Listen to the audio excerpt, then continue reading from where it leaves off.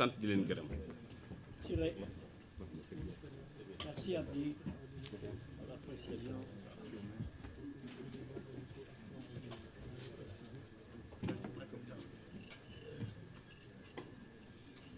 Dépêche-toi.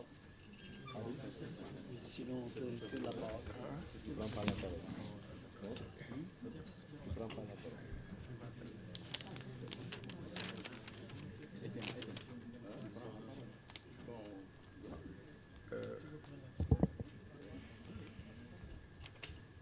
Mesdames et messieurs de la presse nationale et internationale, mesdames et messieurs qui êtes parmi nous,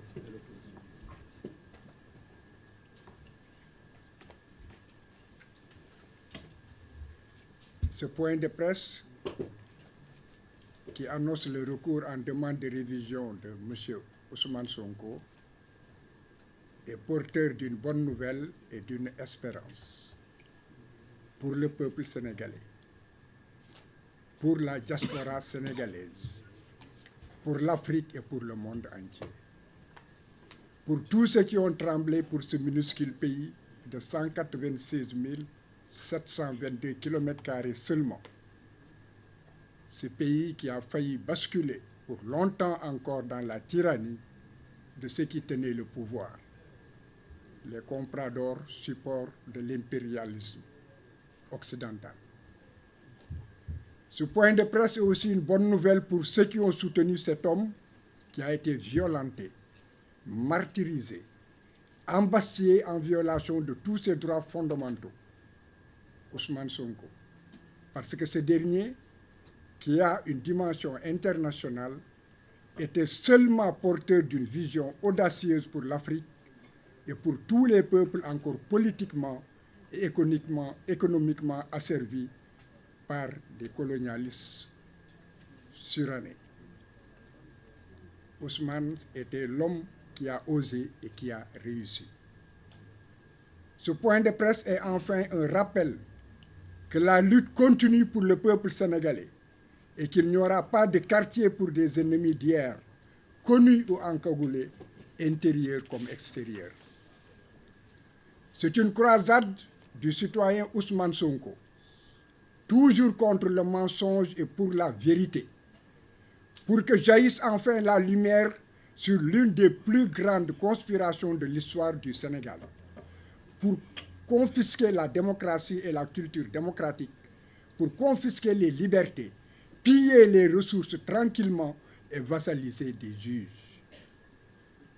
Le procès unique qui empêcha temporairement Ousmane Sonko, ce jeune, talentueux et courageux d'empoigner le gouvernail de son pays, de l'Afrique contemporaine, de matérialiser pleinement sa vision pour la conquête de la souveraineté nationale, en apportant des solutions rapides par la relecture et la révision des rapports politiques, économiques et diplomatiques qui constituent les entraves majeures à l'épanouissement d'une Afrique débordante de ressources naturelles, de terres fertiles, d'eau douce, d'une jeunesse intelligente et entreprenante pleine de vitalité.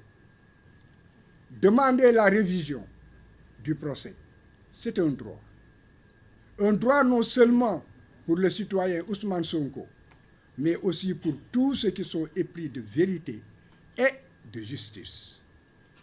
Pour répondre au passage à une préoccupation majeure des Sénégalais et du monde entier, qui soutiennent et encouragent le Sénégal dans sa croisade pour la souveraineté intégrale, le citoyen Ousmane Sonko est bien électeur et éligible aujourd'hui, et tant qu'il lui restera un souffle de vie.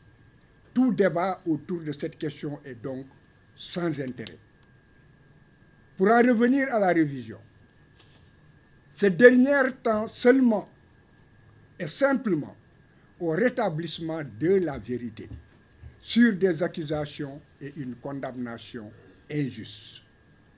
Figurez-vous que pour une affaire privée, la diffamation et l'injure, et pour un mensonge d'État, le faux requis de sa propre initiative par un procureur de la République, rien que pour obtenir une lourde peine, mais qui a été balayé par tous les juges. Le droit a été bafoué. Le citoyen Sonko a subi et vécu les violations les plus honteuses de l'histoire de la justice, avec des comparutions forcées, manu militari, des attentats à sa vie, des voies de recours abusives de la partie civile et du procureur de la République, des décisions violant les droits de la défense et le droit à un procès équitable, les appels du parquet et de la partie civile, l'on s'en souvient, la programmation du dossier alors que les délais d'appel n'avaient pas encore été épuisés, l'on s'en souvient encore comme si c'était il y a quelques secondes. Le pire et le plus incroyable, c'est que le monde a souffert dans son âme. C'est le refus de la Cour suprême d'examiner le recours en inconstitutionnalité des lois qui ont condamné Ousmane Sonko au mépris d'une bonne administration de la justice et au mépris de l'intérêt général. Nous n'oublierons pas aussi le Conseil constitutionnel qui s'était fébrilement débrouillé pour se faire remettre la décision de la Cour suprême qui n'était pas encore définitive, rien que pour invalider la candidature d'un citoyen. La commande politique devait être honteusement exécutée par tous. Chacun à son poste. Elle fut exécutée froidement. Malgré que le jeune policier Adramé Sarr de la DIC, pour la traque de la vérité, a eu à demander si effectivement ce rapport existait ou n'existait pas. Il s'était heurté aussi à un mensonge d'État organisé. Ce procès procède de la volonté du législateur. C'est ce qu'il faut retenir. Une volonté de corriger des erreurs judiciaires pour rétablir une vérité historique ignorée par des juges, pour obtenir aussi l'annulation d'une déclaration de culpabilité et une condamnation, pour obtenir la réhabilitation des victimes injustement éprouvées dans leur dignité, pour réparer les préjudices économiques, financiers, moraux et politiques subis du fait d'une condamnation. Cette voie de recours, qu'on dit extraordinaire, est aussi une voie de recours exceptionnelle qui efface la condamnation. Elle est ouverte, figurez-vous, même pour des personnes décédées. Que tout le monde le sache. C'est un droit. La révision du procès, qu'on comprenne que c'est le seul moyen offert à une victime d'une erreur judiciaire pour remettre en cause l'autorité de la chose jugée, pour l'annulation de la condamnation devenue définitive, parce qu'il n'y a plus de recours possible en droit. Le monde entier était convaincu de ce que le procès d'Ousmane Sonko contre le ministère public et Mame Mbaye Niang procédait à la fois d'un complot politique national, d'une association de malfaiteurs organisés dans l'État et à l'étranger, avec des complicités à l'échelle d'autres États. Ce procès a fait mal, très mal. Mais lorsque la justice qui devait servir la vérité a plutôt servi le mensonge, la justice fléchit, mais continuera à indexer le mensonge.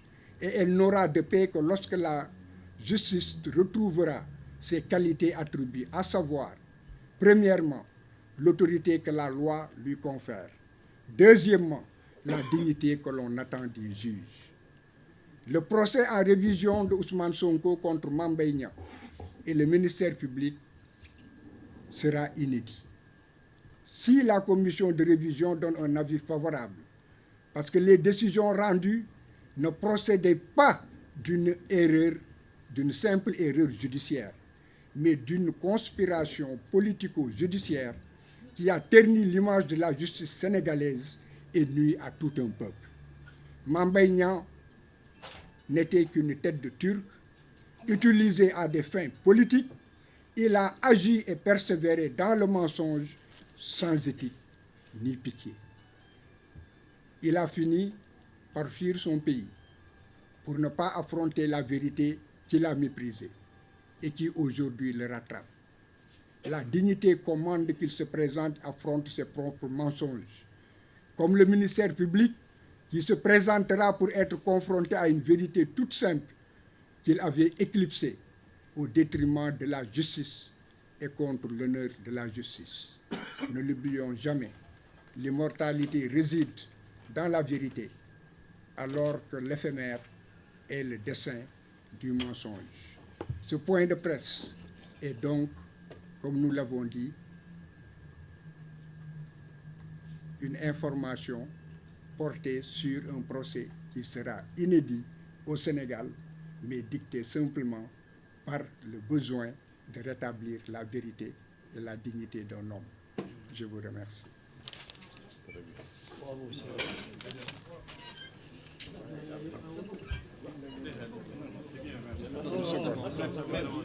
Si vous voulez, je vais peut-être de faire une clarification qui s'impose. Cela a été dit, mais pour que très simplement les choses soient comprises. Il faut retenir que l'amnistie éteint l'action publique. D'abord, l'action publique qui n'a pas été encore mise en mouvement. Ensuite, l'action publique qui est encore en cours, mais qui n'a pas été revêtue de l'autorité de la chose jugée. L'amnistie efface la peine, mais pas toute la condamnation, lorsqu'une décision définitive, revêtue ou non de l'autorité de la chose jugée, a été rendue. La révision, quant à elle, annule le jugement ou les arrêts de condamnation, de reconnaissance de culpabilité et de condamnation pénale et civile. L'amnistie efface donc la peine, mais pas la condamnation civile. La révision efface la peine, mais aussi les condamnations civiles. Elle ouvre encore le droit pour les personnes innocentées de retourner le bâton et de demander réparation du préjudice subi.